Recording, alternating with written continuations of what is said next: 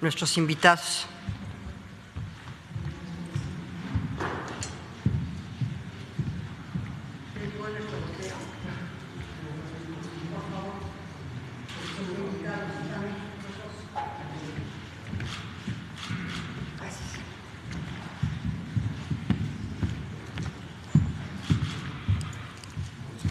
Bueno, pues muy buenos días a todas, a todos ustedes. Hoy hay temas sumamente interesantes, pero antes que nada quisiera yo mandar este mensaje, como todos los días lo he estado haciendo, y este es sobre la libertad de expresión, por todo lo que se ha estado diciendo sobre la regulación de las redes. Yo creo que uno de los ejes fundamentales de esta cuarta transformación es, sin duda, el ejercicio pleno de los derechos, y por ello estamos convencidos de que la libertad de expresión es fundamental para el fortalecimiento de cualquier régimen social y político, además, desde luego, de ser uno de los pilares de la democracia. Esa es una de las caras poco vistas de estas conferencias mañaneras, que en ellas se ejerce cotidianamente esta libertad de expresión. Y esta libertad va más allá, mucho más allá de un derecho individual. Es el derecho de la ciudadanía a tener toda la información necesaria para ejercer todos sus derechos, sus otros derechos. Estar bien informado constituye el elemento básico para el ejercicio razonable y razonado de la libertad. Es el paso inicial hacia la participación de una democracia. Por ello, desde el Gobierno de México respondemos a esta obligación de informar a las y los ciudadanos sobre los servicios, las políticas públicas, las actividades oficiales. Y en este sentido, el ejercicio periodístico que ustedes realizan y llevan a cabo día con día es indispensable para garantizar una circulación libre y democrática de la información y para construir, sin duda, y ustedes contribuyen mucho a esto, un país donde todas y todos podamos formar parte y formarnos nuestra propia opinión y a partir de ahí ejercer nuestro derecho a participar en la vida pública. Así que esta opinión pública es fundamental en la democracia. Por eso quisiera recordar la vida hoy de un ilustre periodista, a quien, si no mal recuerdo, el señor presidente lo cita y lo ha citado en varias mañaneras y lo cita con frecuencia, que es Francisco Zarco. Él dedicó su vida en cuerpo y alma al periodismo, pero era un periodismo propositivo, polémico, educativo, de discusión de los problemas y de las soluciones de este país. Yo estoy convencida de que Zarco fue un impulsor de la transformación sociopolítica de México a través de su pluma y trazó el camino a los derechos. Así que esta cuarta transformación encuentra su inspiración en este personaje de Francisco Zarco. Por ello, gracias a ustedes, a todos los que están aquí, vamos a continuar desde la responsabilidad, desde la confiabilidad de las fuentes y la construcción de la información veraz para apuntalar la vida democrática de nuestro país. Así que, pues empezaríamos. Está aquí el doctor Hugo López-Gatell para dar algunos avisos por demás importantes sobre lo que aconteció anoche y la salud de los mexicanos, y sin más le daría yo la palabra para después continuar con la presentación de Paulina sobre la unidad de justicia que yo les había dicho que vendríamos a dar cuenta de la unidad de fortalecimiento y de la ley de amnistía. Gracias, Hugo.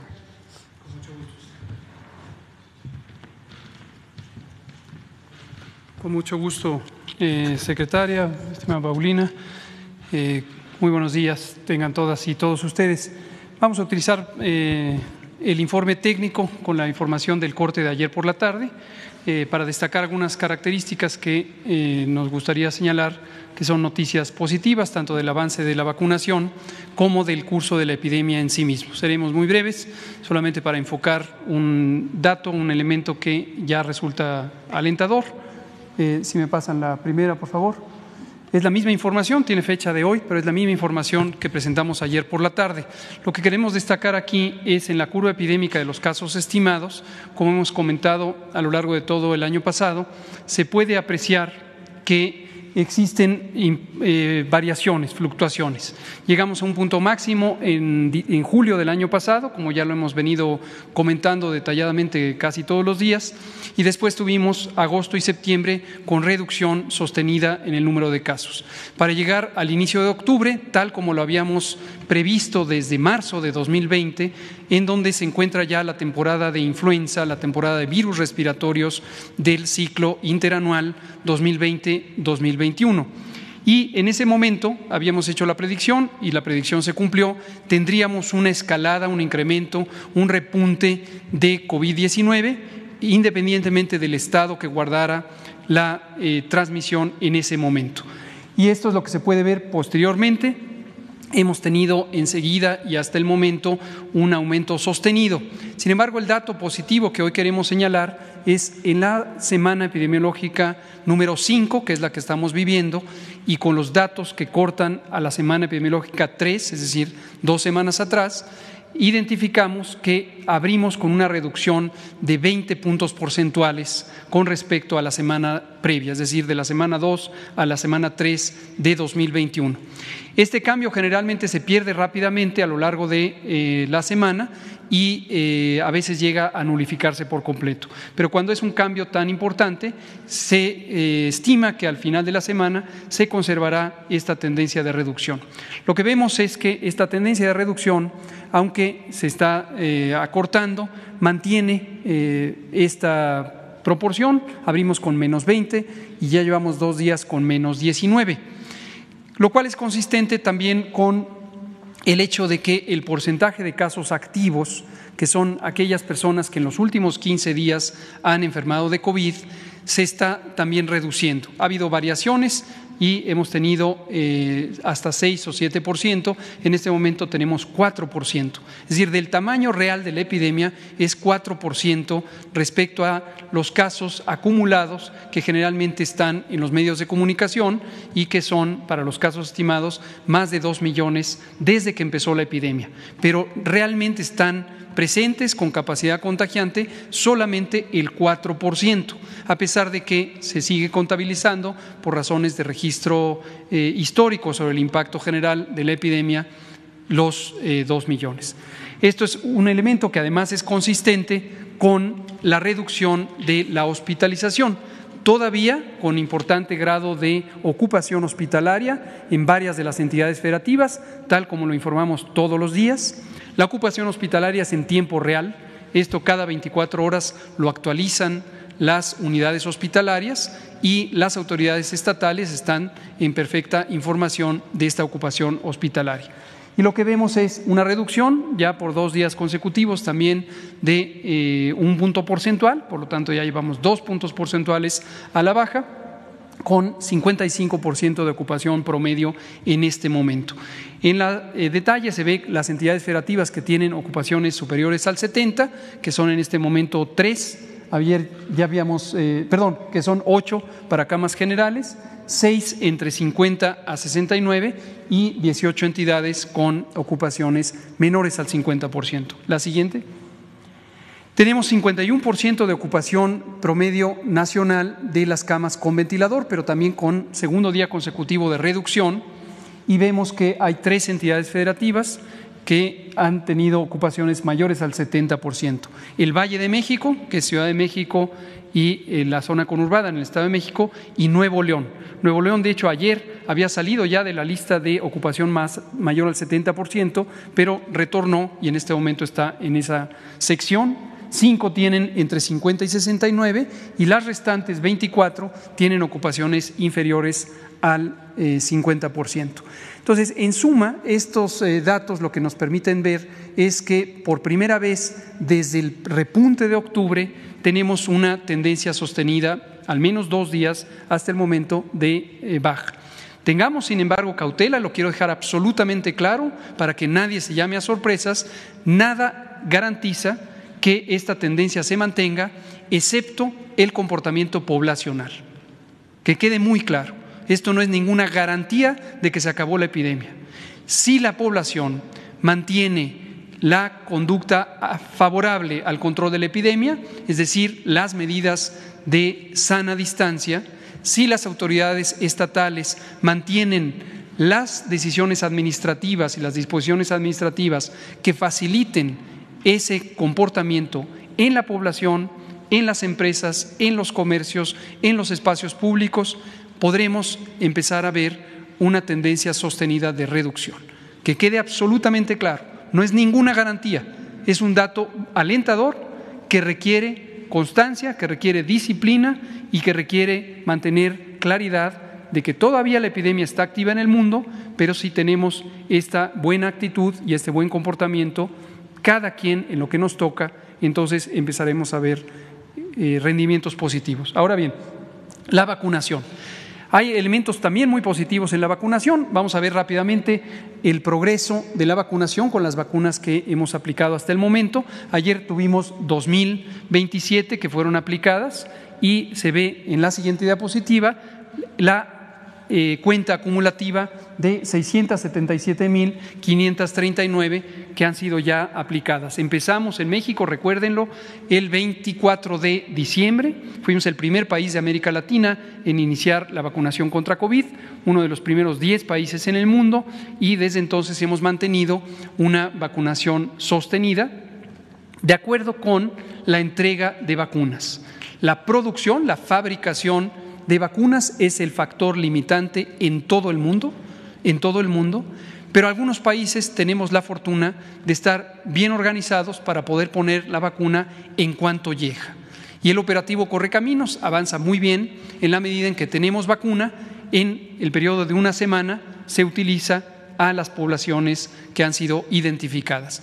En este momento tenemos la etapa 1 del Plan Nacional de Vacunación que fue anunciado desde el pasado 8 de diciembre y es el personal de salud de primera línea, de primer contacto con personas enfermas de COVID.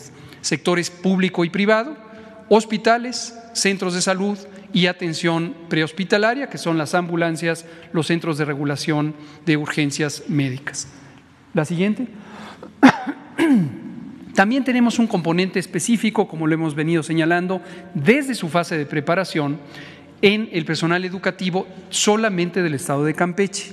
La razón de esto es la oportunidad de que en un estado que se mantuvo por prácticamente 4 meses con transmisión mínima del virus SARS-CoV-2, con un buen control epidémico, que por cierto siempre nos gusta reconocer y celebrar y felicitar al gobernador Carlos Miguel Aiza de Campeche y su equipo de trabajo, porque por establecer las medidas oportunas que fueron indicadas en los lineamientos federales, en los lineamientos generales, logró este éxito porque mantuvo mucha disciplina y no abrió anticipadamente actividades que así habían sido consideradas como necesarias de reducir. Y 4 meses seguidos dio la oportunidad de tener una intervención de salud pública con la vacuna que no solamente tiene rendimientos positivos para proteger a las personas vacunadas, a su entorno inmediato, a su comunidad y en general a la sociedad, sino además la oportunidad de que la vacuna contribuya anticipadamente a activar elementos muy importantes en la sociedad, como la educación pública. Y por eso el blanco, el objetivo fue vacunar al personal educativo del Estado. Hasta ahorita se ha vacunado 17.058 personas y son, en ese caso, solo primeras dosis. En el caso de personal de salud de primera línea, como se ve en la parte alta de la gráfica, ya llevamos 7% de esquemas completos y recordar que está garantizada la segunda dosis para las personas que sean vacunadas. En este momento solo hemos utilizado la vacuna de Pfizer-BioNTech porque es la que hasta el momento ha llegado a México. La siguiente. 73% de avance general, 25 entidades federativas ya cumplieron con la meta de usar lo que llegó en el paquete más reciente de 219,000 dosis, 219,375 que llegaron el pasado martes 19 de enero. 4 están en mayor al 97%, estarán por terminar en los próximos pocos días y 3 entidades, Ciudad de México, Nuevo León y Coahuila, están en el proceso de aplicación de la segunda dosis. La velocidad a la que se aplican en este momento es en espejo de cómo se fueron aplicando en la fase de calibración en estas 3 entidades y se irán aplicando. La siguiente. Llevamos 766.530 vacunas recibidas en el país, hasta el momento, insisto, solamente de Pfizer-BioNTech. Y la otra noticia positiva, que ayer ya no nos dio tiempo de comentar en la conferencia vespertina, porque en ese momento nos llegó la noticia, es la que habíamos comentado ayer por la mañana. Ayer por la mañana, con una sorpresa muy grata, se publicó en la prestigiada revista The Lancet. Esta es una de las más importantes revistas científicas en el área de la salud, una revista británica que se fundó en el siglo XIX, los resultados del ensayo clínico controlado fase 3 de la vacuna rusa producida por el Centro Gamaleya de Epidemiología y Microbiología, la vacuna Sputnik V. Esta vacuna, recordarán, es de especial interés porque tiene características muy favorables, aunque su almacenamiento se hace en ultracongelación y puede estar por tiempos prolongados en ultracongelación, la temperatura de uso es refrigeración convencional.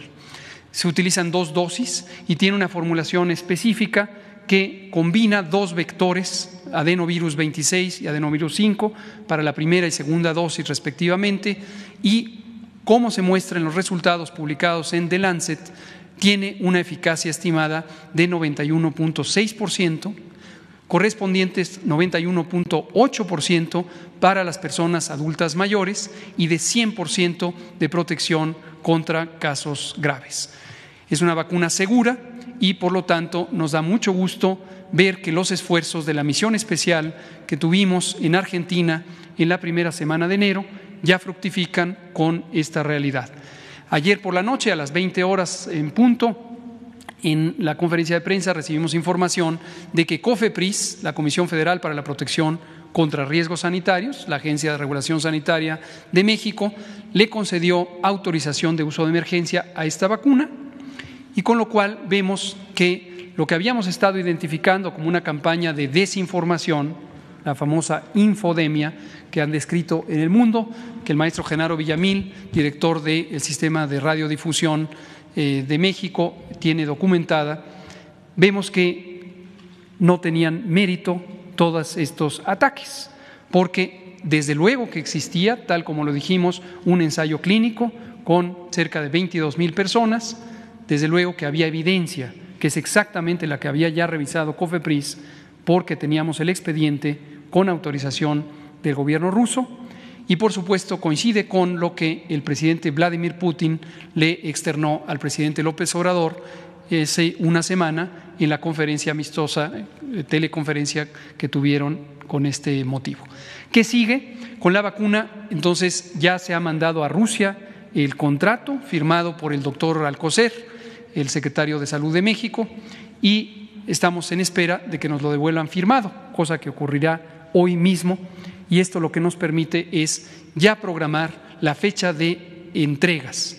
Estaremos conversando en cuanto nos manden el documento firmado, estaremos conversando con nuestros colegas del Fondo Ruso de Inversiones Directas que están a cargo del proyecto para precisar la fecha de entrega, para proceder a contratar a la compañía de distribución. Se ha decidido que utilizaremos los servicios comerciales de alguna de las empresas internacionales de paquetería, que en este momento resulta financiera y prácticamente conveniente, y empezaremos a tener un abastecimiento de esta vacuna, y esta se incorporará al repertorio de las vacunas posibles.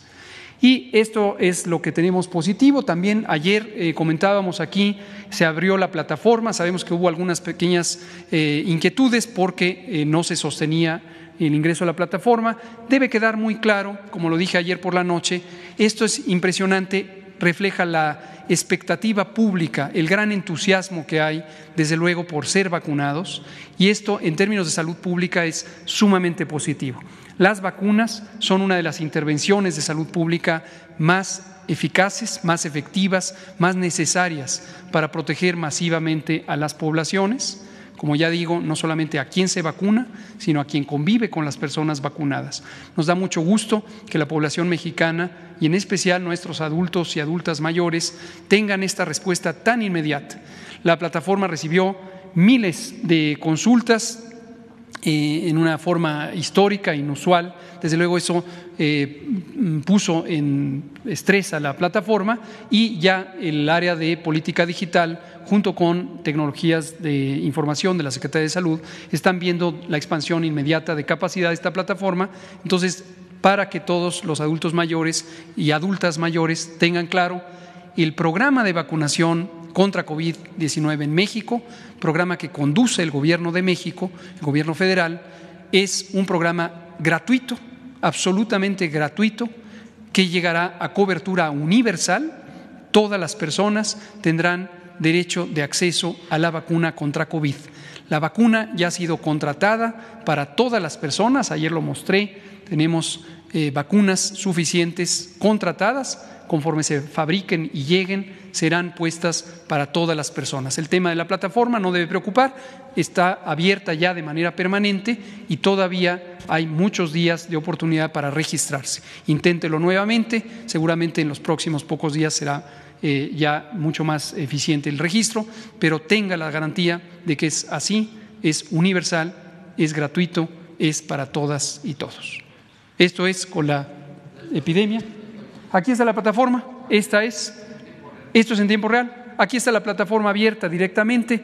Entonces, qué bueno que la gente quiera registrarse. Si en un momento dado usted no identifica que se puede registrar en ese momento, seguirá abierta 24 horas, no tiene límite, 24 horas, y desde luego todas las personas tienen que ser registradas. Se hablaba, por cierto, también una inquietud sobre las personas sin CURP, sin cédula única de registro poblacional. Esto tampoco es un problema. Las personas extranjeras residentes en México, nuestros connacionales que por primera vez llegan a México y no tengan la CURP, también pueden tener CURP, pero en este momento es una pequeña proporción, muy pequeña. No debe preocupar, que todo el mundo se registre. Quien no tenga CURP en este instante, no se preocupe, porque puede obtener la CURP y en su momento registrarse. Pero también estamos muy conscientes que las personas que pudieran no tener CURP en ese momento pudieran tener la inquietud de que eso sea un factor de exclusión. No es el caso. Haremos los llamados pertinentes para que una vez registradas todas las personas, se puedan registrar también las personas con CURP. Y debe quedar claro, el orden de registro en la plataforma no es el orden de vacunación. Que quede muy claro también eso. No sientan que se tienen que registrar antes para que les toque antes. El avance de la vacunación está programado técnicamente y es con igual prioridad a las 32 entidades federativas, con igual prioridad a todas las personas adultas mayores. La logística del operativo irá llevando la vacuna a aquellas zonas donde sea epidemiológicamente más relevante, y todas y todos tendrán vacuna en tiempo y forma. El operativo Correcaminos va a tener un avance históricamente rápido. Estamos estimando, como lo habíamos dicho al inicio, que por ejemplo las 3 millones de personas adultas mayores de las zonas rurales serán vacunadas en el curso de una semana. 3 millones en una semana. Precisamente para eso se están integrando las brigadas Correcaminos y planeamos tener 20,000 brigadas Correcaminos solamente para la zona rural, 20,000, y estamos teniendo un trabajo también muy coordinado con distintas instituciones en la Secretaría de Educación Pública a través de la Subsecretaría de Educación Superior, cuyo titular es el doctor Luciano Concheiro. Hace un excelente trabajo de vinculación con las universidades públicas a través de ANUYES, la Asociación Nacional de Universidades e Instituciones de Educación Superior, y tenemos ya registrados a 22,000 voluntarias y voluntarios universitarios que están en este momento ya incorporándose a los listados de las brigadas Correcaminos. Esto es un operativo histórico, monumental, y va a ser gratuito y de cobertura universal. Muchas gracias. Ministro. ¿Me quiere preguntar? ¿Lo tomo de una vez? Tomamos preguntas de este tema para después ya pasar al siguiente tema. 2 o 3 preguntas. Por favor, usted y usted. Y usted. Hola, Carlos Tomasini del sitio de noticias códigolibre.mx. Entonces, nada más para reiterar este asunto. El orden en el que las personas se registran en la página no tiene nada que ver con el orden en el que les va a tocar la vacuna. Lo pregunto porque ayer mucha gente se quiso meter y estaban medio angustiadas y un poquito de prisas por eso. Una. Y dos, ¿qué acciones específicas se están tomando para corregir el problema que había en los servidores? Hay más racks, se cambió de servidores, le están apostando a que está bajando la cantidad de personas que están subiendo, etcétera. Muchas gracias. Con mucho gusto. Contesto primero la segunda, que es un tema técnico que ayer fue cuidadosamente analizado por todos los equipos que coordinan la Estrategia Digital Nacional de Presidencia y en especial con el director de Tecnologías de Información de la Secretaría de Salud. De otras secretarías, por ejemplo, de la Secretaría de Gobernación, inmediatamente hubo una respuesta muy positiva. Jorge Whitley, nuestro amigo, el director del Registro Nacional de Población, puso a disposición también la posibilidad de utilizar los servidores que tiene el Registro Nacional de Población, pero varias otras áreas pusieron a disposición. Las propias Fuerzas Armadas, el general secretario Sandoval puso a disposición también la posibilidad de servidores. En realidad es un problema de redireccionamiento que ya tecnológicamente luce menor cuando ya se participa con varios servidores. No tiene nada que ver con ancho de banda, como me preguntaban ayer por la noche, y la cantidad de personas que se necesitan registrar debe incluirse y será incluida todas. No le apostamos a que haya gente que se desilusione y no se vacune. Todas y todos deben ser registrados, pero ya se ha hecho un redireccionamiento y en los próximos muy breves tiempos, quizá en un par de días, ya se tendrá completamente sostenida la capacidad de registro. Pero como decía en su primera pregunta, lo ratifico, el orden de registro no tiene relación alguna con el orden de vacunación. No tenga usted, persona adulta mayor, familiar de una persona adulta mayor, y en su momento, cuando sea el registro para otras edades, no tenga usted la sensación de que tiene que apartar su lugar o de que tiene que ponerse primero en la fila. No hay necesidad. Tenemos y tendremos vacuna para todas las personas. El orden de vacunación está priorizado de acuerdo a criterios científicos y si usted llegó a registrarse y ya le antecedían miles de personas, no le ganaron su lugar en la fila. Todas y todos van a ser vacunados y esto va a ocurrir en el tiempo que sea preciso, que es un tiempo históricamente rápido.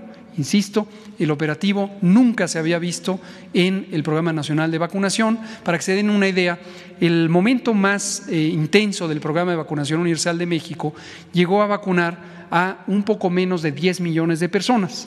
Esto fue en 1989-90, cuando tuvimos en la zona central, particularmente en el Estado de México y en el Estado de Hidalgo, un brote de sarampión que costó la vida de 6,000 personas, mayormente niños y adolescentes, y 60,000 casos. En 1989-90, sarampión. Y se hizo una recuperación de coberturas vacunales que estaban muy bajas y se vacunaron a un poco menos de 10 millones de personas.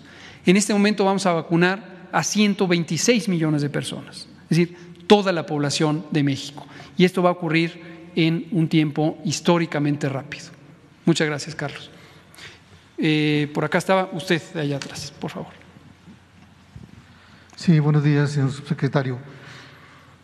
Sin duda que la gran mayoría de la gente quiere vacunarse y el proyecto es que todos los mexicanos tengan acceso a la vacuna y se vacunen.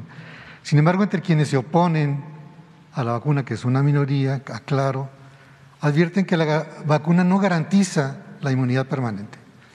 Y por otro lado, algunos señalan que tiene contenido de fetos humanos, es decir, derivados del aborto. La pregunta es en dos sentidos. Uno, ¿qué garantiza que vacunándose ya no se contraiga la enfermedad? Y segundo, sobre el contenido de abortos. ¿Qué sabe usted de eso? Con mucho gusto. Las posturas anticientíficas, enemigas de la salud pública, enemigas de las vacunas, desafortunadamente han existido en el mundo desde que existen vacunas. La primera vacuna procede de finales del siglo XVIII, fue la vacuna contra la viruela. La viruela es una enfermedad que ya fue eliminada de todo el planeta. lo que técnicamente consideramos como erradicación. Es la única enfermedad en la historia de la humanidad, estoy hablando de la viruela, que ha sido eliminada por acción humana, el propio esfuerzo de salud pública de la humanidad, y se llevó casi 200 años en lograr ser eliminada, la viruela. Pero desde entonces existían posturas contrarias a la vacuna que invocaban lo que en su momento era popular, que las personas se iban a transformar en vacas. Imagínense el despropósito, como por eso se llaman vacunas, porque efectivamente las vacunas, la producción de la vacuna contra la viruela originalmente se hacía, la vacuna ya no se fabrica, se hacía utilizando vacas, se inoculaba a vacas con el virus vaccinia.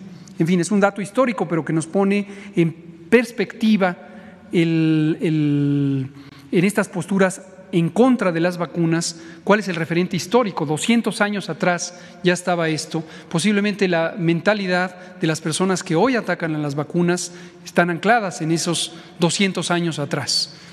No hay razón para temerle a las vacunas. Se ha tratado de desacreditar a las vacunas múltiples veces. El sarampión reemergió en Europa en buena medida porque a finales de los años 90 del siglo pasado, del siglo XX, se desprestigió a la vacuna contra el sarampión con el falso señalamiento de que producía autismo. La vacuna contra el sarampión no produce autismo, eso ha sido ya perfectamente demostrado, pero alguien que después se descubrió que además había hecho un fraude científico, publicó precisamente en la revista Lancet que esto era así y que producía autismo. Esta persona desafortunadamente le cometió un gran daño a la salud pública. Hoy perdió su licencia médica y está de cierta manera guardado en Estados Unidos. En fin, estas posturas no tienen sentido. Las vacunas tienen los más altos estándares de calidad, seguridad y eficacia de cualquier otro producto farmacéutico, y es muy importante utilizar las vacunas para lo que están diseñadas: protegernos a nosotros mismos, proteger a la población.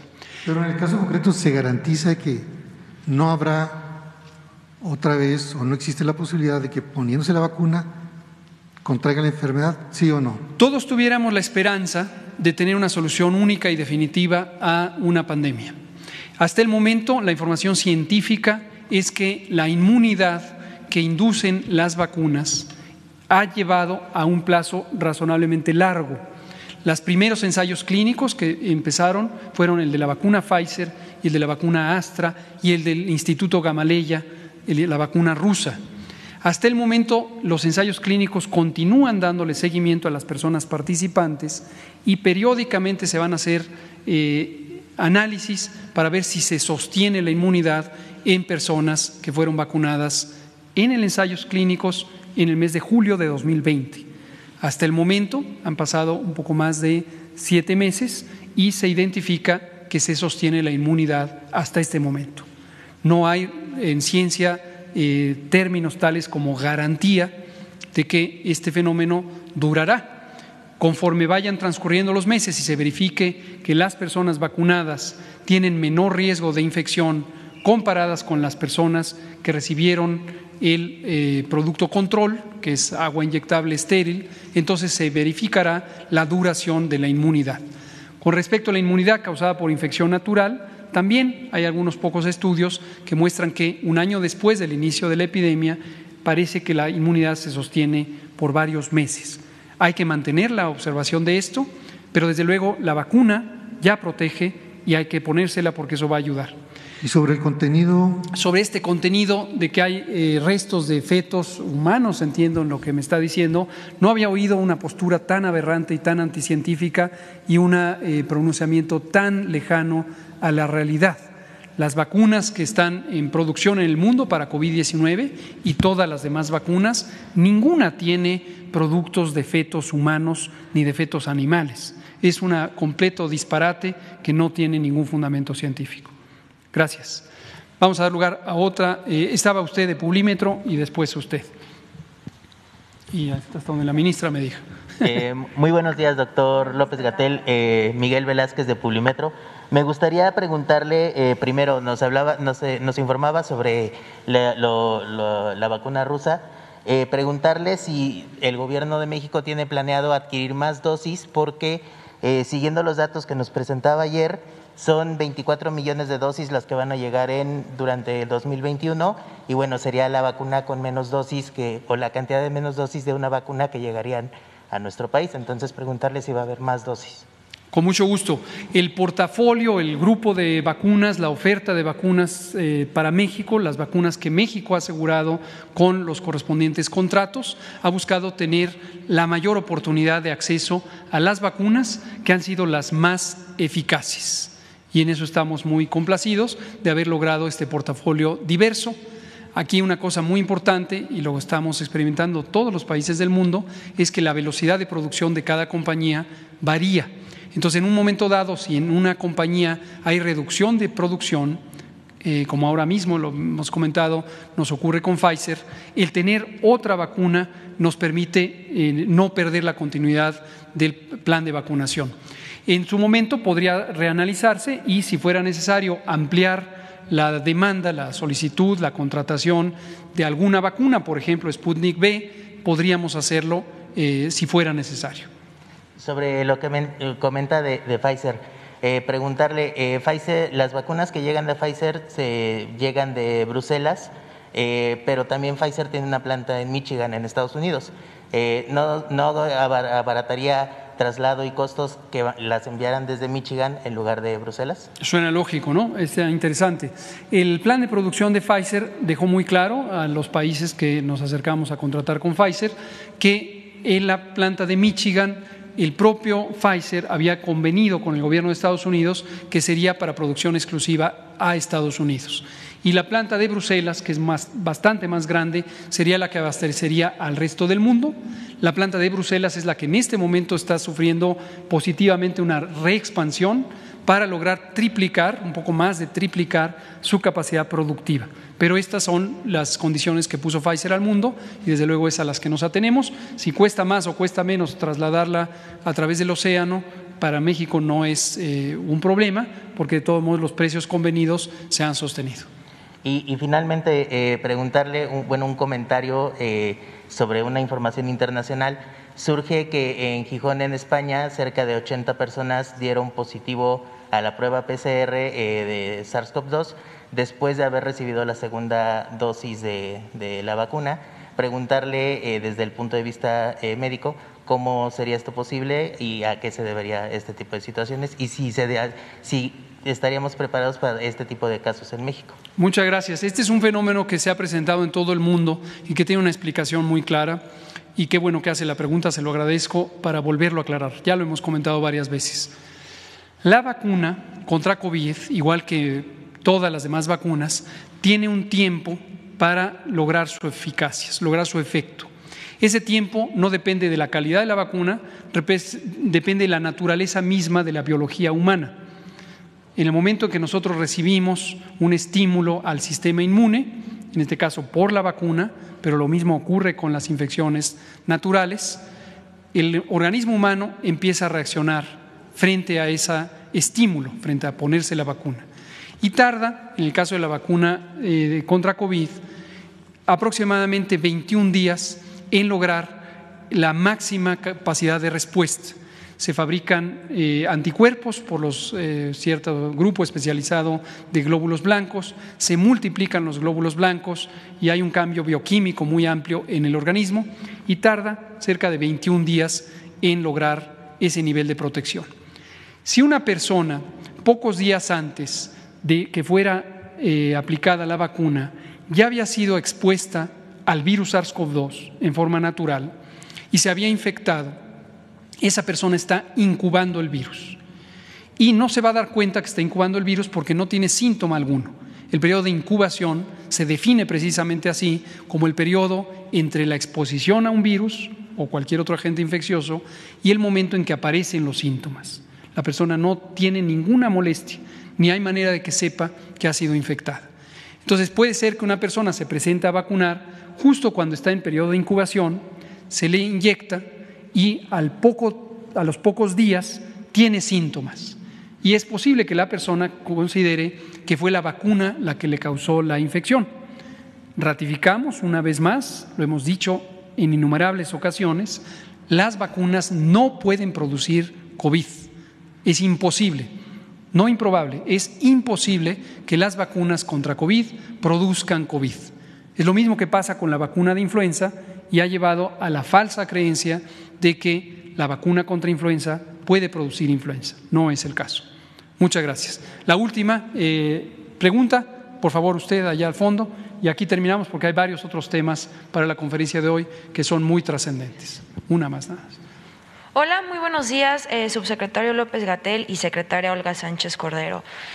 Primero un comentario. Entonces, para que quede claro, subsecretario, se entiende que el contrato ya fue firmado por parte del secretario de Salud y ya solamente se espera la firma por parte de las autoridades rusas y a partir de ahí ya se establecería, bueno, las fechas de llegada de las vacunas.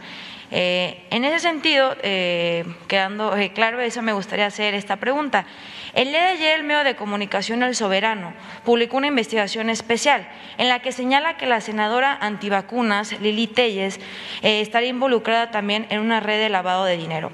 Según la publicación por el medio, la senadora habría financiado su carrera política con dinero proveniente de una fundación dirigida por su hermana, en la cual supuestamente estaría lavando dinero proveniente de peleas de gallos, rifas amañadas y otros juegos de azar al margen de la ley. Secretaria de Gobernación, ¿tiene conocimiento acerca de si la Unidad de Inteligencia Financiera está llevando a cabo una investigación al respecto? Y en caso de que la senadora fuera culpable de aquello que se le señala, ¿considera que existen los elementos jurídicos suficientes para emprender el juicio político comprendido en el artículo 110 constitucional?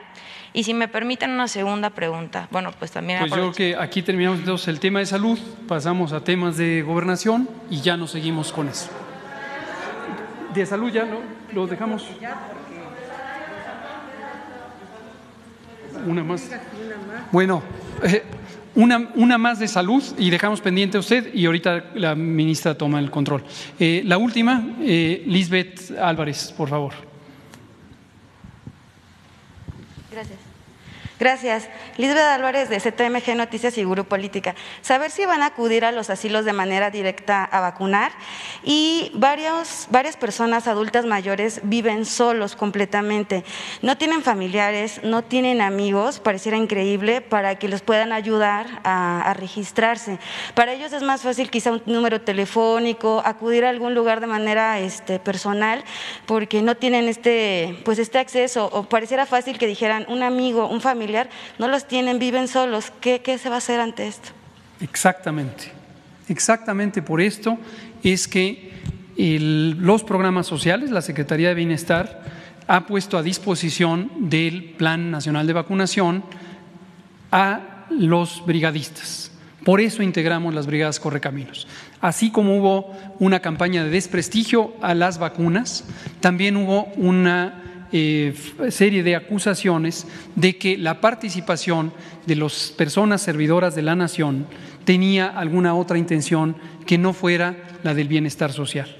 No, precisamente por eso, porque sabemos que hay personas que tienen necesidades especiales y el asistirles puede facilitar que se logre el objetivo de la salud pública, que es protegerles con la vacuna contra COVID-19.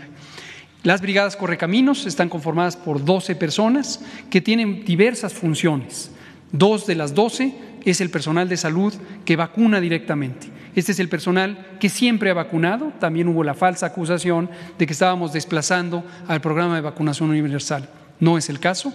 Las personas que vacunan son personal que sabe vacunar y ha vacunado por muchos años.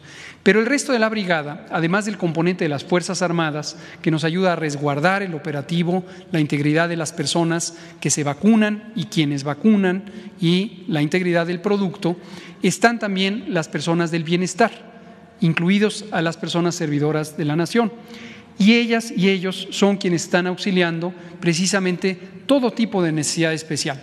Parte de estos más de 22,000 voluntarias y voluntarios universitarios que la Subsecretaría de Educación Superior ha puesto a disposición, van a empezar un proceso de ayudar a las personas a través de teléfono para que den los datos y serán incorporados sus datos por universitarias y universitarios. Respecto a la primera pregunta, también está considerado. Hay personas que tienen movilidad reducida. Por eso es que en las semanas recientes se estuvieron haciendo censos telefónicos para ver cuáles eran las condiciones de movilidad de las personas. Y encontramos, y fue muy relevante estas encuestas, que cerca de 11% de quienes fueron encuestados tienen necesidades especiales porque no pueden movilizarse fuera de casa. A esas personas se les identificará y serán vacunadas en una condición especial, ya sea asistidas en su movilidad o en sus domicilios, aún por determinarse, pero que no tengan temor. Quien tenga disminuida la movilidad o que no tenga quien le asista, el Sistema de Bienestar de México, el Gobierno Nacional, les ayudará a ese propósito. Para hogares de residencia permanente de personas adultas mayores, también han sido consideradas de manera específica y ahí se irá a vacunar en esas instalaciones para completar la vacunación de todas las personas residentes, incluidos todas las edades de personas que estén en esos hogares, que casi en todos los casos son 60 y más años.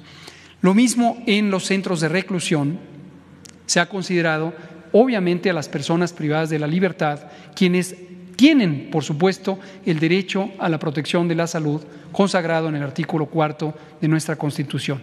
También a ellas, dado que tienen movilidad por otro tipo de razón restringida, también se les va a ir a vacunar en los centros de reclusión, que además, epidemiológicamente hablando, desde luego son unidades que pueden tener un riesgo incrementado de contagios. Muchas gracias. Cambiamos de tema entonces. Gracias, secretario. Permanente, 24 horas. Ya vamos a quitar eso, va a quedar permanente. Bueno, sí, se prolongó algo la explicación en materia de salud, pero era absolutamente necesaria. Entonces, no sé, Jesús, una pregunta. ¿Nos dará tiempo ahorita de hacer la presentación de la unidad de justicia o para mañana? Y ahorita atendemos preguntas, como tú. ¿Mañana? Paulina, entonces para mañana y haremos entonces la presentación. Entonces yo creo que nos vamos directo a las preguntas. Una de ellas era la que acabas tú de formular respecto a la senadora Lili Téllez. En este sentido yo te podría decir dos cosas de manera muy precisa. Número uno, tú estás haciendo una manifestación grave sobre unos hechos que, como todo y siempre he dicho, hay presunción de inocencia, por una parte. Y por otra parte también decirte que no tengo conocimiento de que efectivamente exista una denuncia formal ante las instancias de Procuración de Justicia, de Fiscalías, sobre los hechos que tú en este momento estás manifestando. Pero habría que conocer si hay o no hay una denuncia formal. De otra suerte, y yo de verdad, con todo respeto, creo que la presunción de inocencia debe privilegiarse porque es un derecho fundamental y el debido proceso y la garantía de audiencia también. Entonces, creo que en ese sentido, tendremos o no conocimiento. Yo en este momento no tengo conocimiento de que efectivamente exista formalmente una denuncia para que actúe tanto la Unidad de Inteligencia Financiera como las fiscalías, en su caso la Fiscalía General de la República o la Fiscalía del Estado de Sonora. Gracias. Secretaria, ¿y podría realizar otra segunda pregunta? En el contexto de la pandemia, ante diversa que atraviesa México y el mundo, sabemos que uno de los sectores más golpeados han sido los comerciantes. En diversos recorridos que hemos tenido oportunidad de hacer con algunos activistas, una molestia recurrente entre los tiangueros y ambulantes es que no solo se debe de enfrentar a las bajas ventas, sino que su peor enemigo ha sido el acoso de las diversas autoridades y la competencia desleal por parte de los mismos funcionarios municipales. Uno de los casos más sonados es del ex jefe de gabinete de Zapopan, el empresario Juan Juan José Frangé, que representa un proyecto de mesista, quien abusa del puesto que ostenta dentro de la administración municipal. Consiguió diversos privilegios que lo puso muy por encima de su competencia más humilde, como por ejemplo el obtener permisos para ocupar espacios públicos para sus negocios de comida, pagar una miseria por apropiarse de los espacios que deberían de ser para los tapatíos e incluso conseguir que la policía municipal se llevara a toda aquella competencia que representara un riesgo a la cartera del empresario. Según la Ley Orgánica de la Administración Pública Federal, una de las facultades de la Secretaría de Gobernación es asesorar, capacitar y formar a los funcionarios municipales con el fin de contribuir a su profesionalismo y así evitar que efectúen este tipo de actos que solo dañan a los ciudadanos que deberían de defender. La pregunta es la siguiente, secretaria: ¿de qué manera está actuando la secretaría que usted encabeza para detectar este tipo de casos, prevenirlos y conseguir que sean la excepción y no la regla, como actualmente ocurre en el municipio de Zapopan? Es todo, secretaria. Gracias. Muchas gracias. Bueno, tú estás haciendo aquí algunas manifestaciones y algunas denuncias sobre un funcionario. Qué bueno que las haces para que pongan atención las autoridades correspondientes de Zapopan y de Guadalajara y obviamente Jalisco. Y también decirte que el Instituto del Federalismo, el INAFED, el Instituto Nacional del Federalismo, que efectivamente es un desconcentrado de la Secretaría de Gobernación, en estos 2 años ha capacitado a más de 70,000 funcionarios municipales permanentemente. De hecho, yo voy a invitar al titular de INAFED precisamente para que nos dé un resumen de todo lo que hemos estado capacitando, porque no solamente hemos estado capacitando a través del INAFED cuestiones de la Secretaría de Hacienda, de cómo bajar los recursos, cómo realmente distribuir los recursos, asignar los recursos y tener las mejores prácticas en la utilización de los recursos públicos, sino que también hemos estado capacitando en perspectiva de género a través de InMujeres, hemos estado capacitando a través de Indesol, no se diga SEDATU a través del INAFED, toda la capacitación que está haciendo sobre las ciudades seguras, sobre la planeación de ciudades seguras, pero yo creo que vale la pena que de alguna u otra forma también en un momento dado, y si nos dan un espacio aquí el vocero, podríamos traer toda la capacitación que se ha hecho a través del INAFED de más de 70,000 funcionarios municipales, y efectivamente lo hemos estado haciendo. Creo que en 2 años hemos capacitado lo que no se había capacitado en 6 o en 12 o en 18. Así que sí, pero hiciste la denuncia, que te atienden las autoridades correspondientes esta manifestación que tú estás haciendo. Gracias. A ver, Nayeli, que quería… ¿Dónde está Nayeli? Nayeli, tú, porque subiste en tu tweet que querías participar y que ojalá participaras. Entonces, adelante, Nayeli. Qué bueno, funcionó. Muchas gracias, secretaria. Nayeli Roldán, de Animal Político. El día de ayer en Animal Político publicamos una investigación en la que la CNDH recopiló decenas de testimonios de migrantes que fueron víctimas de tortura, de extorsiones, de violaciones sexuales, cometidas por el narco, pero también por policías de distintos niveles. También apenas hace una semana nos enteramos de estos cuerpos calcinados en Camargo. La pregunta, secretaria, es ¿por qué siguen ocurriendo violaciones a derechos humanos de migrantes en nuestro país? ¿Cuál es el balance a 2 años? Mira, lo primero es contestarte lo de Camargo. Quiero decirte que la Fiscalía del Estado, y quiero hacer un reconocimiento, ha estado avanzando en las investigaciones de este lamentable hecho de Camargo. Hemos estado en comunicación permanente, yo he estado en comunicación con el gobernador, la Comisión Nacional de Búsqueda ha estado muy cerca y apoyando todas las labores que ha estado haciendo la Fiscalía. Tengo conocimiento que la Fiscalía va a dar una conferencia de prensa el día de hoy, hasta donde tenemos conocimiento, y va a anunciar algunos de los avances que ha sido importante, los avances que ha tenido la Fiscalía del Estado, y desde luego hemos estado muy cerca de ellos. También la Secretaría de Seguridad Pública ha estado muy cerca, hemos estado en comunicación permanente, y desde luego estas violaciones a los derechos humanos de los migrantes son absolutamente inaceptables.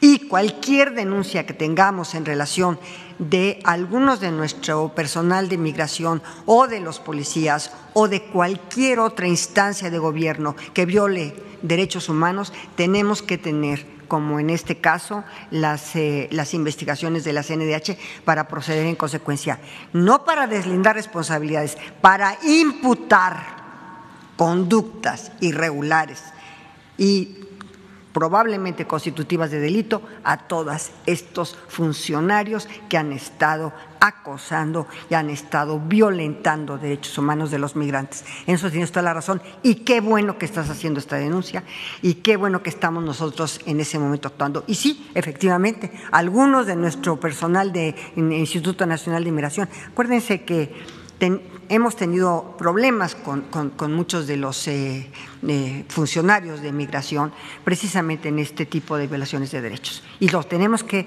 reconocer para avanzar, porque si no reconocemos que hay esta violación, si no reconocemos que están violentando sus derechos y están siendo acosados y han sido, incluso como tú lo señalas aquí, muchas mujeres violentadas y violadas, no podemos avanzar en eso. Entonces tenemos que tener específicamente los funcionarios que están cometiendo estas conductas, ya no digamos irregulares, ilícitas.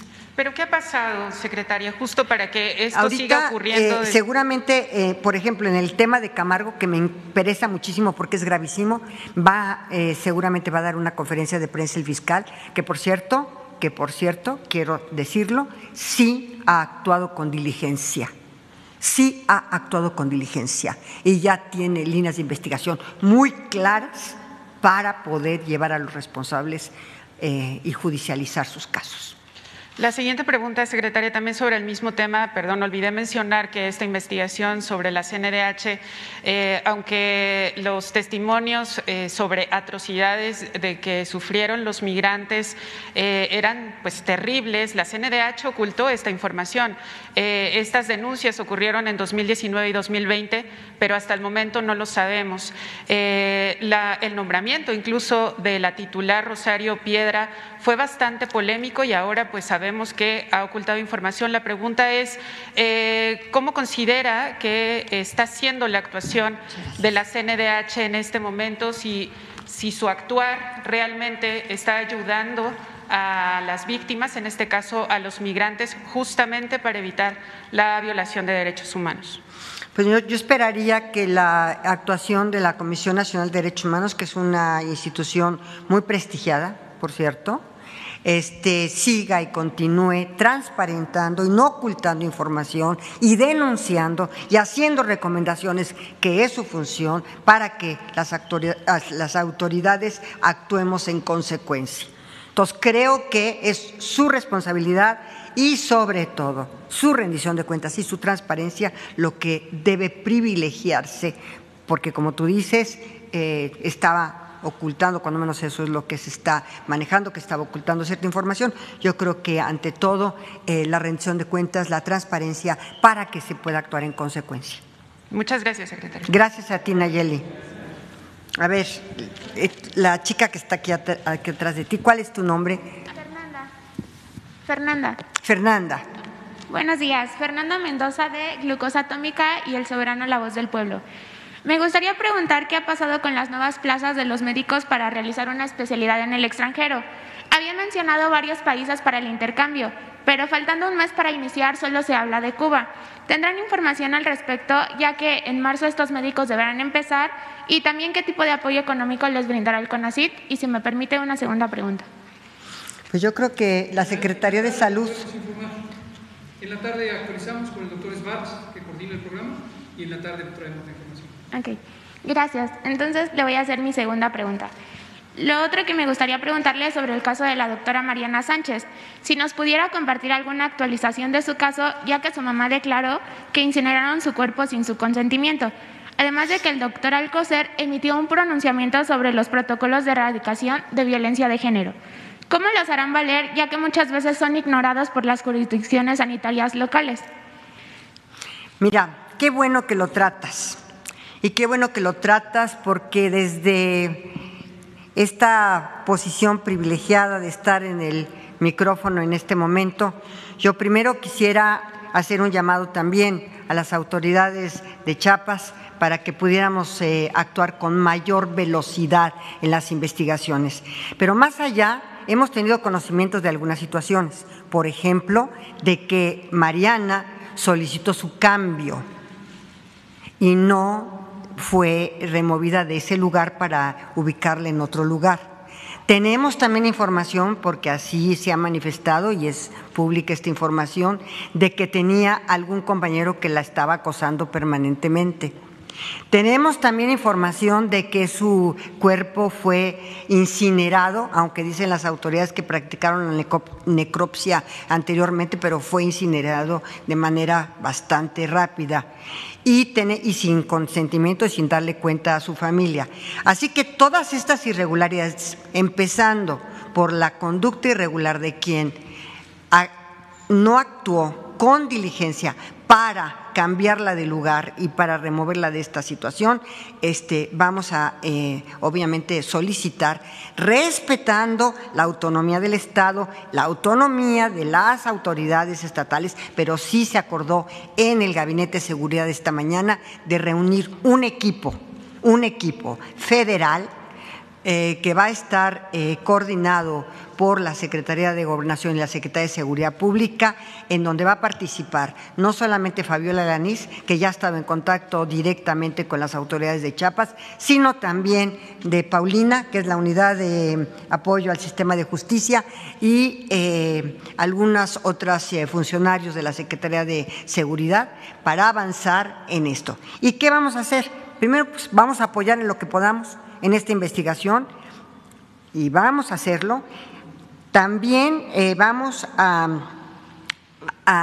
tener un escrutinio permanente en la actuación de las autoridades para ir visibilizando y haciendo transparente la actuación. Y yo también diría, no solamente deslindar responsabilidades, sino imputarles conductas irregulares y presuntamente constitutivas de delitos. Privilegiando, sí, la presunción de inocencia de todos, porque aquí el debido proceso, la presunción de inocencia y la garantía de audiencia deberán privilegiarse, pero sí muy estrictamente viendo y haciendo un seguimiento puntual de esta actuación. A mí en lo personal me ha dolido inclusive mucho, y sobre todo porque son servicios sociales. Y yo sí quisiera hacer un llamado a todos a quienes los pasantes de medicina van a atender a las comunidades más lejanas. Yo quisiera hacer un llamado a las comunidades a donde llegan para que los reciban bien, para que los acojan, para que sepan estas comunidades que van a ayudarlos y apoyarlos, y hacer un reconocimiento a estos jóvenes de servicio social que están dando su vida y su conocimiento a estas poblaciones, y nuestro reconocimiento desde el Gobierno federal y nuestro apoyo desde el Gobierno federal, y todo lo que podamos hacer nosotros por estos jóvenes, porque realmente están cumpliendo una labor importantísima. Y más allá de eso, y en este tiempo de pandemia, mucho más. Así que nuestro respeto, nuestra solidaridad, nuestro apoyo, nuestro reconocimiento, y sobre todo hacer un llamado a todas estas comunidades donde ellos llegan a prestar este servicio social, para que tengan un recibimiento caluroso, afectuoso y de reconocimiento a su trabajo. Eso es lo que puedo decir. En sentido del llamado que está haciendo, ¿qué mensaje usted podría mandar a los estudiantes de medicina que son abandonados a su suerte en el servicio social? Y también preguntarle qué cambios habrá desde el Gobierno federal para que estas situaciones no se repitan, ya que suelen ser constantes. Durante años, lamentablemente, han pasado. El caso de la doctora Mariana no es el primero que conocemos ni el único del que se sabe. Y entonces también me gustaría preguntarle, pues, ¿qué se hará para que se eviten todas estas agresiones en el servicio social? Y no solo en el servicio social, también dentro de los hospitales a los internos de pregrado. ¿Cuál será la estrategia del Gobierno federal para que haya más apoyo hacia los internos y pasantes de medicina? Yo creo que va a ser un antes y un después. de lo de Mariana, para que todas las autoridades de salud, tanto locales como federales, realmente cuiden, apoyen y hagan un seguimiento muy puntual de estos estudiantes y de estos jóvenes que están realizando este tipo de servicio social y apoyarlos, vigilar que estén en condiciones lo más cómodas y lo mejor posibles, y sobre todo que si hay alguna denuncia que pudieran llegar a tener, porque la población a la que llegan hay ciertamente algunas situaciones de violencia y todo, protegerlos. Yo creo que es un antes y un después, es una llamada de atención importante para que estemos muy pendientes de lo que les pasa a estos jóvenes que dan su vida, su trabajo, su profesionalismo y van a estos lugares a hacer su servicio social. Y gracias, Fernanda, por estos comentarios, porque creo que a todos nos sirven muchísimo. Y sí te quiero decir que yo en lo personal me siento absolutamente indignada de lo que pasó con Mariana. Indignada. Gracias, secretaria. A ver, la persona que está hasta atrás, que estás tú de traje. Buenos días, señora secretaria. Alberto Marroquín Espinosa, de JF Informa desde Cancún, frecuenciacat.com, y desde mi portal informativo de Querétaro es ahoraam.com. Secretaria, en el caso de Infonavit, ya había informado al presidente de que se iba a prohibir el desalojo de los deudores, pero se sigue esa práctica aún en varios estados y le puedo citar casos de Querétaro, ¿no? Siguen los despachos haciendo esa labor de desalojo, de estar en plena pandemia, están sobre esto. Sería una cuestión que me han pedido mucho que lo pueda señalar aquí con ustedes. Gracias por señalarlo. Efectivamente, hemos tenido casos de despachos de abogados en las diversas entidades federativas que están coludidos, prácticamente unas actuaciones verdaderamente lamentables, yo diría muy poco éticas por parte de estos despachos de abogados, porque adicionalmente tienen una actuación, pues a lo mejor hasta en colusión con algunos funcionarios judiciales lamentables, con lo que pasó en Nayarit, por ejemplo. Y tenemos conocimiento pleno. Precisamente por eso el presidente habló y estamos haciendo, digo, porque es el gobierno, pero el Infonavit está haciendo estos programas de no desalojo y sobre todo de tener un escrutinio y una investigación muy precisa sobre estos lamentables actuaciones de los despachos de abogados. Gracias, señora secretaria. Y también, también me pedían el caso de la renovación del convenio de Fonacot, que hoy en día pues la gente quiere acceder a ciertos créditos y parece que está detenido ese convenio. Ojalá se pueda hacer algo al respecto también. Claro en que ese sí, punto, ¿no? Claro que sí, vamos a verlo porque efectivamente en esta época de crisis, por supuesto que es muy necesario.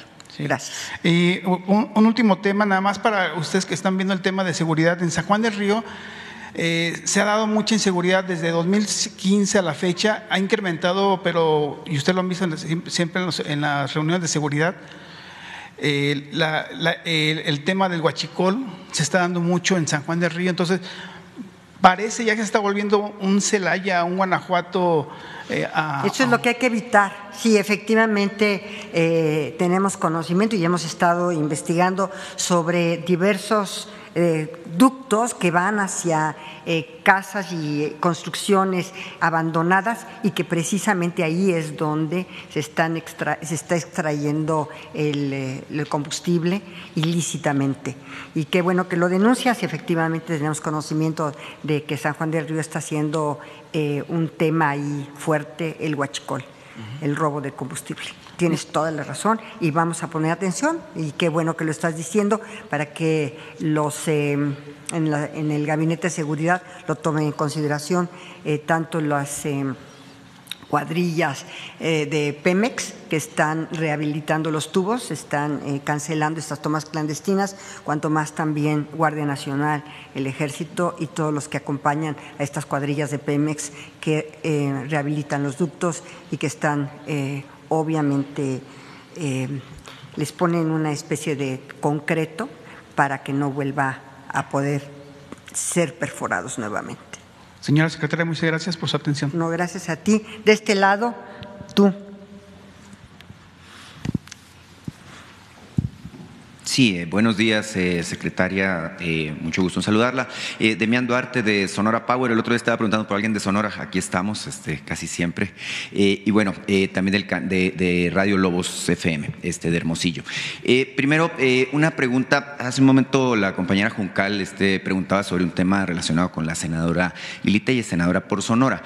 Muy en particular, digo, y sin caer, bueno, válgame pues en los señalamientos a título personal, los ciudadanos de Sonora están y han manifestado una fuerte inconformidad respecto a la gestión de la senadora.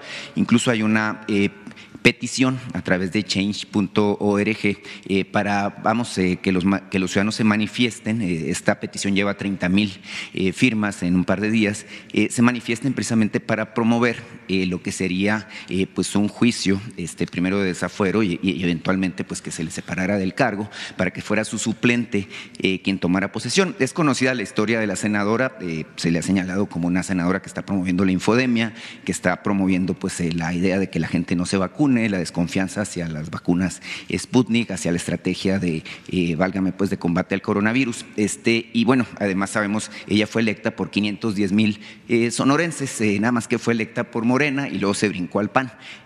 La pregunta en particular, yo sé que esto no está en manos de ustedes, es una petición ciudadana, sin embargo, sabemos que está vigente la revocación de mandato para el presidente de la República, muy en específico, para los senadores, para los gobernadores, para los diputados federales, para los diputados locales, no existe esa figura. Mi pregunta en específico para ustedes, secretaria, es si habría la manera de que el gobierno federal impulsara o avalara quizás una promoción ciudadana de una iniciativa que incluyera la revocación de mandato para los otros personajes que tienen puestos de elección popular. Y si me permite, le quiero hacer otra pregunta. Bueno, mira, la revocación de mandato que el señor presidente promovió en la reforma constitucional para llevarla a cabo, yo te puedo decir dos cosas. Primero, que también el presidente promovió que no tuviera fuero el presidente de la República para enfrentar delitos del fuero común, delitos. Y también se estaba promoviendo que los diputados y senadores tampoco lo tuvieran. Yo te puedo decir algo, la interpretación que hizo la Corte, y qué bueno que tengo esta oportunidad de estar en este micrófono, la interpretación que hizo la Corte respecto al fuero parlamentario no tiene nada que ver con no enfrentar un delito. Ojo, el fuero parlamentario interpretado por la Suprema Corte es que tienes la posibilidad de subir a tribuna y no ser sancionado o cuestionado de tu posicionamiento. Eso no tiene nada que ver con que cometas una conducta ilícita o que cometas algún delito. Es más, la Corte dijo que el fuero constitucional parlamentario no es para que no puedas enfrentar ningún delito. Se ha tomado de diferente manera, pero ahí están los precedentes en los que yo intervine. Entonces, nada, el fuero parlamentario es un fuero única y exclusivamente para hacer una manifestación de tus ideas y no se ha sancionado por ello, solamente. Pero puedes enfrentar un proceso penal aún sin el desafuero. ¿Por qué? Porque la interpretación del fuero parlamentario es distinto.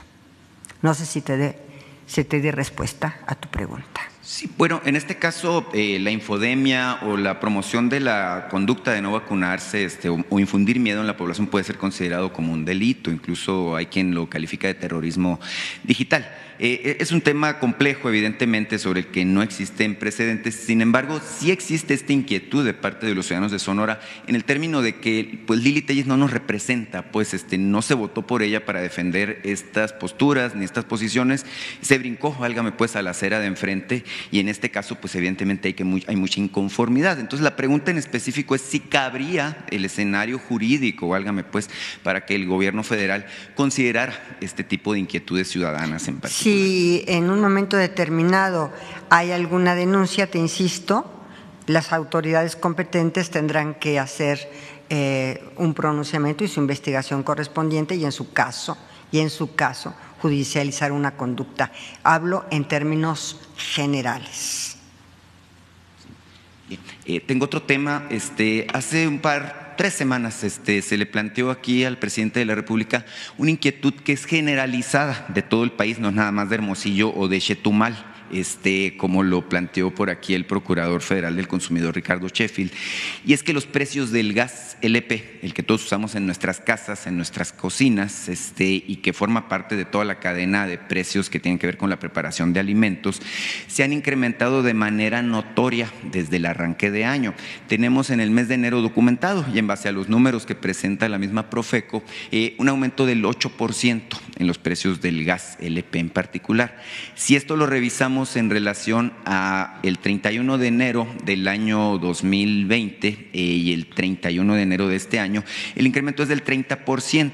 El presidente de la República ha hecho el compromiso reiterado de que los precios de los energéticos no van a crecer por encima de la inflación reportada por el Banco de México y registrada por el INEGI, que en este caso es del 3.15%. Si lo notamos, bueno, el incremento en los precios del gas han sido 10 veces más de estos promedios. El presidente aquí mismo le dio instrucciones al procurador Sheffield de que presentara un informe al respecto de lo que tiene que ver con los precios del gas. El procurador, presentó el caso, por eso digo Hermosillo y Chetumal, donde dijo que en efecto se había detectado una práctica de cártel en la que incurren los concesionarios de las empresas que se dedican a la venta del gas LP, en donde se ponen de acuerdo para fijar precios altos por encima de la inflación. Esta práctica, tengo reportes de todo el país, de Veracruz, de Jalisco, de Nuevo León, de Tamaulipas, de Chihuahua, de Sinaloa, de Colima, de Nayarit, del estado donde nos paremos, es generalizada. Y tengo la sensación de que este asunto rebasa las atribuciones que tiene la Profeco. Y en este caso, la pregunta para ustedes es si habría la manera de que el gobierno federal intervenga.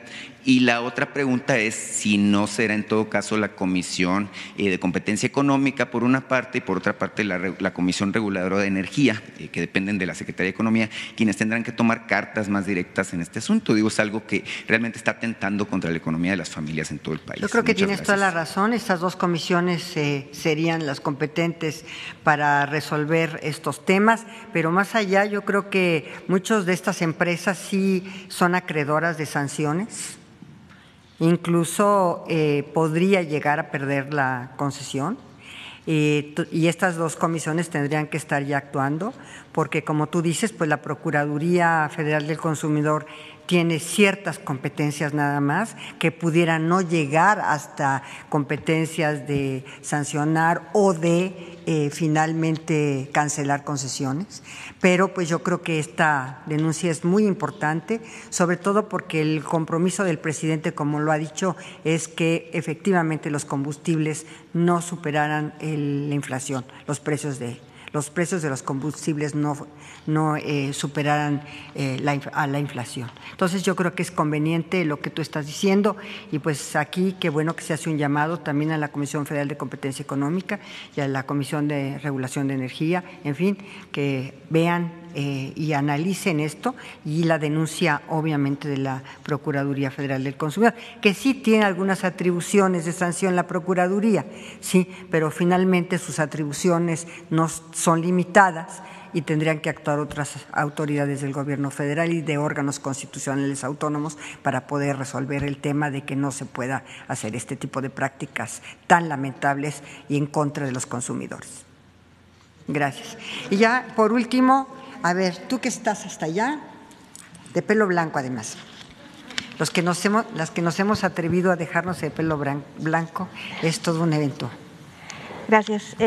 Secretaria Daniela Pastrana, de Pie Página. Le quería preguntar, hace unos días mataron a un activista a un defensor de derechos humanos del territorio en Río Verde, en Oaxaca. Quería preguntarle sobre las medidas que están tomando desde el Gobierno federal para la protección de los defensores ambientales, que ese es otro de los problemas que parece que está latente, que no se ha terminado de atender o de resolver, y que, bueno, pues hay varios ahora que están amenazados en este momento. Gracias. Lo que tú acabas de denunciar es algo sumamente relevante para la Secretaría de Gobernación, porque precisamente nosotros tenemos mecanismos de protección tanto a periodistas como a defensores de derechos humanos, y desde luego entre los derechos humanos están los ambientalistas, por supuesto, y es muy lamentable lo que pasó, pero efectivamente muchos de estos activistas que son de defensores del medio ambiente han tenido acosos y persecuciones, obviamente por los intereses en muchas ocasiones que están atrás y que son los que verdaderamente acosan y van inclusive pues hasta la pérdida de la vida de algunas de estas personas que están defendiendo el medio ambiente.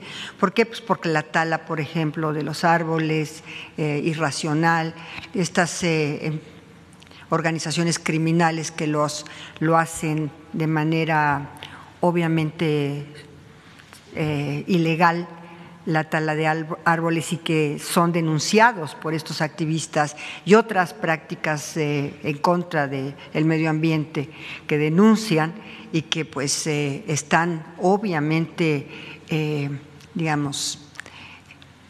afectando están afectando situaciones de otras magnitudes, como puede ser de crimen organizado, y que lo denuncian, y bueno, pues los persiguen y tienen graves problemas. Por eso es que en el caso de los defensores de derechos humanos y de activistas de medio ambiente, este mecanismo debe activarse para la defensa. Hemos tenido casos terribles de ambientalistas que han sido asesinados precisamente por estos intereses ocultos de criminales. Y pero tienes toda la razón. En el caso, o sea, porque ya existe el mecanismo, ¿no? Aquí el tema fue el asunto de la eliminación del fideicomiso y todo la discusión que tuvimos. No te preocupes por la eliminación del fideicomiso, El recurso está, lo estamos ejerciendo, sin que pase por el fideicomiso, lo estamos ejerciendo de manera directa. Esto sí que te quede muy claro. Sí, pero la pregunta es, ¿qué mecanismos están teniendo desde la Secretaría de Gobernación, desde el Gobierno federal, para que este mecanismo, sea efectivo? Porque no, hasta ahora, seguimos teniendo estos eventos con defensores ahí permanentemente, pues están, le podría decir de varios defensores que ahorita están amenazados. Pero es que el mecanismo se activa a solicitud de quien se siente vulnerado en sus actividades, en su defensa de los derechos humanos, en su defensa del medio ambiente o de los periodistas. O sea, nosotros no estamos buscando, sino a solicitud de quien se sienta, y entonces se hace una valoración y se le proporciona el mecanismo. Es decir, la Secretaría de Gobernación no va buscando quien esté en riesgo, sino tiene que haber una solicitud de quien se siente en riesgo para que se pueda activar el mecanismo. Y cambio la pregunta, ¿qué cree que ha faltado? Pues para que se acerquen a la Secretaría para que la Secretaría pueda activar el mecanismo y llevarlo en su caso, en su momento. Eso es lo pero que ha sí ha habido casos de personas que están dentro del mecanismo incluso y que son agredidas. A ver, cuando están dentro del mecanismo, el mecanismo tiene que estar permanentemente con estas personas que se sienten agredidas en su actividad periodística o de defensoras de derechos humanos, y por supuesto que el mecanismo está funcionando.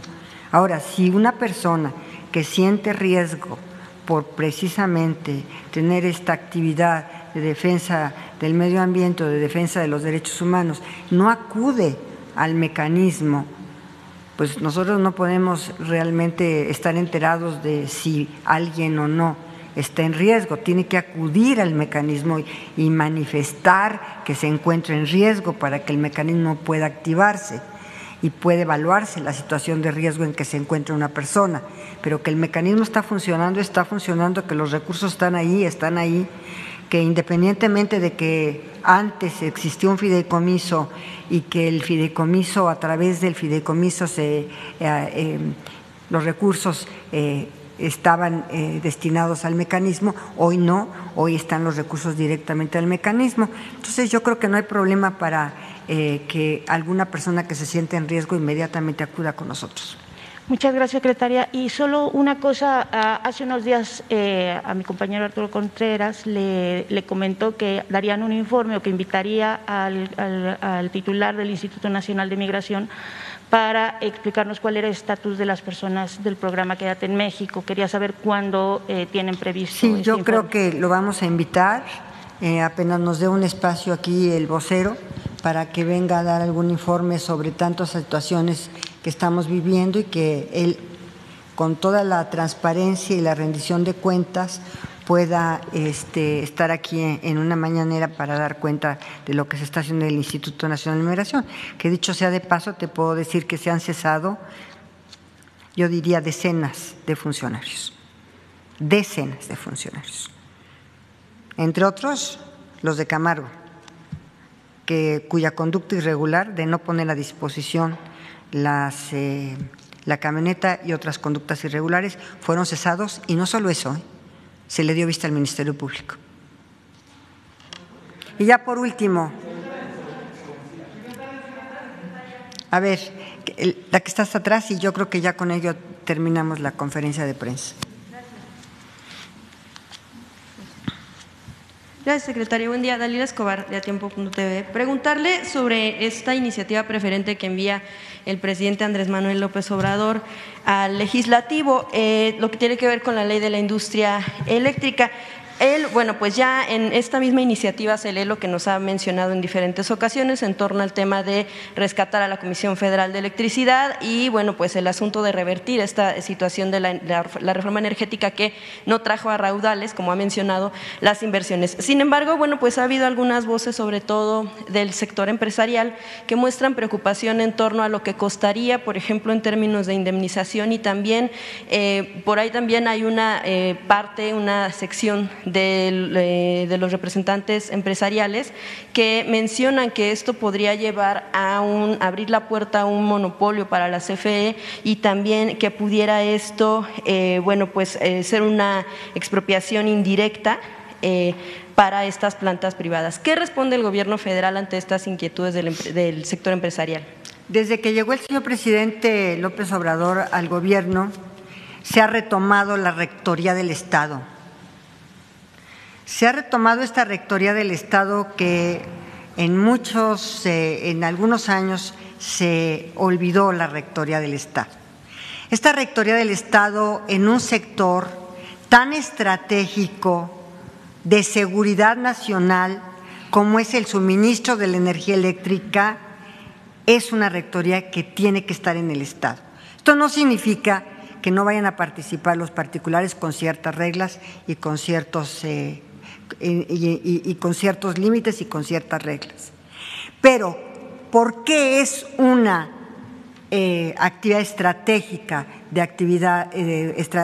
una actividad estratégica de seguridad nacional?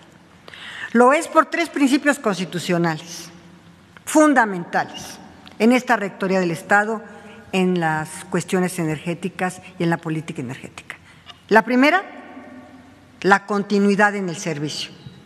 La segunda, la confiabilidad en el servicio. Y la tercera, la estabilidad en el servicio. Y solamente la Comisión Federal de Electricidad puede garantizarle al Estado mexicano, en esta Rectoría del Estado, ¿sí?, estos tres principios.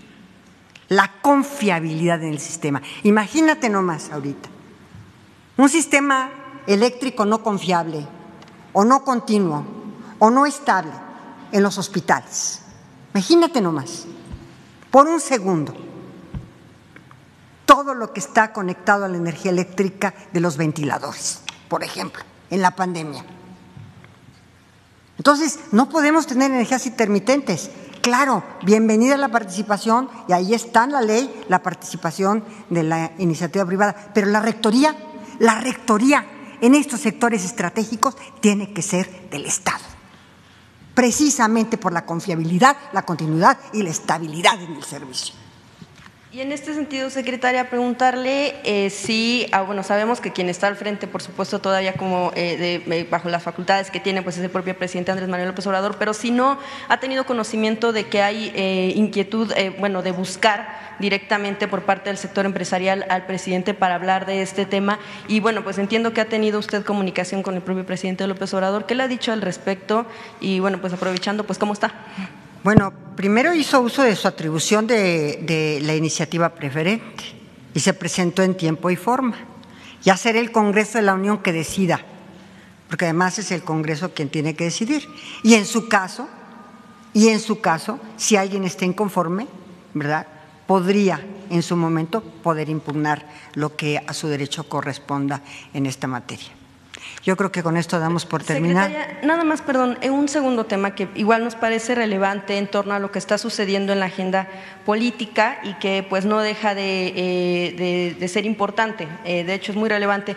En el contexto de lo que usted ha mencionado de escuchar a las víctimas, que se atienda en las denuncias, bueno, pues ahora surge una polémica en torno a la designación de Félix Salgado Macedonio como precandidato a la gubernatura de Guerrero. Esta situación en la que se han manifestado incluso propias militantes de Morena que consideran que no es pertinente porque se habla de que sí hay denuncias por violación, acoso sexual, situaciones que son delicadas y graves. Si bien es cierto, no hay una sentencia, y Mario Delgado ha mencionado que si mientras no haya sentencia va a seguir siendo su candidato, el candidato de Morena, es importante mencionar que, bueno, pues también en el contexto en el que cuántas denuncias también adquieren una sentencia y si este proceso tarda lo que tarda un proceso electoral. Entonces, preguntarle, pues precisamente en ese tipo de señalamientos, incluso algunos que son funcionarios en turno, pues han sido separados del cargo mientras son investigados. Bajo este esquema, preguntarle si consideran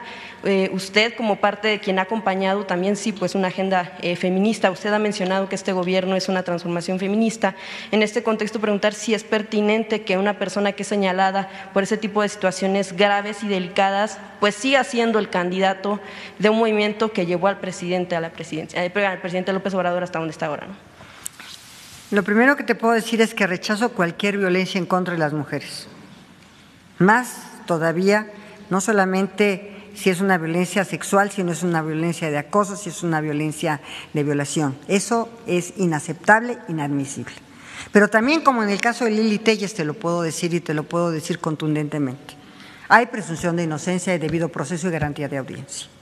Entonces yo creo que yo rechazo una conducta machista, patrimonialista, de violaciones graves a los derechos humanos de las mujeres, sobre todo la violencia física, sexual, su autodeterminación de su sexualidad que puede ser vulnerada gravemente por este tipo de conductas, pero también te puedo decir que por el otro lado, la presunción de inocencia, la garantía de audiencia y debido proceso también están en nuestra Constitución y también habrá que respetarlas. Gracias. Sería pertinente entonces que pues de alguna manera mientras se siga esta investigación, claro, si se determina si es culpable o no, pues que siga siendo la imagen de alguna manera para una gubernatura. Solo preguntarle. Pues es que la imagen y la denuncia y la garantía y la presunción de inocencia y la garantía de audiencia también son valores constitucionales que habrá que respetar. Igualmente, ¿verdad?, habrá que respetar, por supuesto, y en primerísimo orden también, la garantía de las mujeres a no ser violentadas. Gracias. ¿Perdón?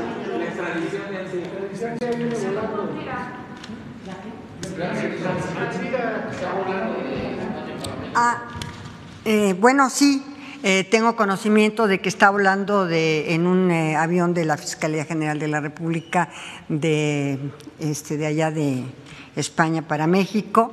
Pues tendrá que enfrentar un proceso penal, por supuesto, pero lo que ha dicho el presidente, que devuelvan lo que no les corresponde, que devuelvan lo que fue materia de corrupción y que enfrenten, sí, su proceso, pero que también tengamos la posibilidad de que se devuelva al erario y a la nación lo que ilícitamente se llevaron y no les corresponde.